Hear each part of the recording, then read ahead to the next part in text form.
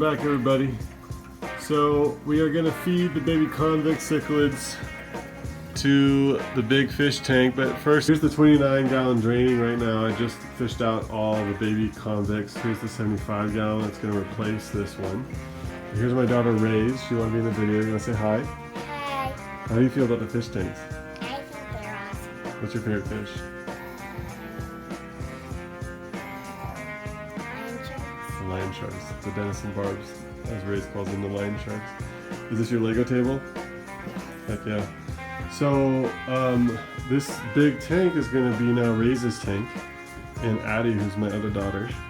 So I'm going to drain this, move this 75 over, and then take the fish that are upstairs and put them in this 75. Here we go. We're going to feed the baby convicts, which will be interesting. I'm going to throw these in here with the parents in. So here we go. I'm going to pour them in up here. Let's see what happens. Okay, came in with a bunch of other food from the tank, but we're going to see this roadfish is going to go after them at all. Oh yeah, that red terror just got one. The roadfish is going after one. Oh, yeah, red terror.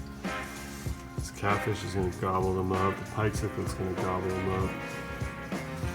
I didn't expect the roadfish to be one of the main predators. You know, the red terror is going after them. You can see there's that. There's another roadfish. I think they've all disappeared. Oh, there's a couple right here. Let's see who gets these guys. I don't think the convicts have realized that those are the babies. They're still doing, they're like doing a mating dance right now. Let's see if any of these little guys. I know it's kind of sad, but come on, it's a circle of life. All fish. Oh, the pike just ate 3 at once, or 2 spit out 1. Oh my gosh. All fish food is made out of fish. And of course, if they're in the wild, what would they be eating? What you just saw. So. And then we're all disconnected from our food, and so when we see a real food chain in action, it's like, oh my gosh, the poor baby fish. But let's be real with ourselves. This is nature. When you're eating chicken or hamburger, obviously an animal had to die for you to survive. If you're vegetarian, more power to you, but you're killing plants. You're being mean to those plants. So, anyways, I think that's most of them. Oh, a couple more pikes going after. Don't really see. There's some hiding under the driftwood now. I think that's about it. I'm looking around. I don't see any other small, tiny fish. That was pretty quick. I expect it to be quick. And for now, this is the South American tank. Another reason why I separated them is really just like look and feel. You know, the colors of these fish are more drab overall and more neutral, like earth tone. In some ways, I mean, the Midas is gonna get more red, and the parrot's a hybrid. But you know what I mean? Like the African cichlids are so like bright and colorful yellows and blues. So it kind of like, it's interesting. This tank feels more natural now.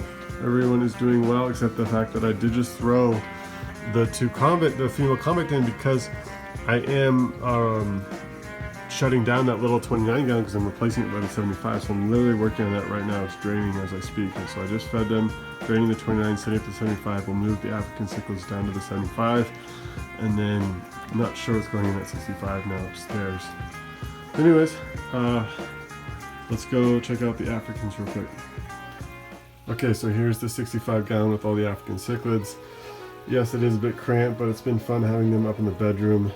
I did take 2 of the 125-gal XL sponge filters that you can see in the left corner and right corner out of the 120 so that this tank would be able to handle this bioload.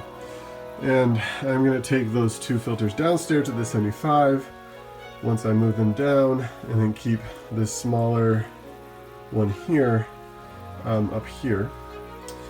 But yeah, I just want to show you this little setup. It's kind of a funny, you know, small, heavily stocked African cichlid tank. But soon they'll be in the 75. And then we got to figure out what we're going to put in here. So comment below any suggestions for a 65-gallon tank. It's 3 feet by 18 by I believe 24. So anyways, everyone here is doing really great though. They don't seem to skip a beat really. And this OB Taiwan Reef is finally getting a little bit of color. Very excited. And yeah, so everyone's doing just fine in here. And I'll show you when they're in the 75.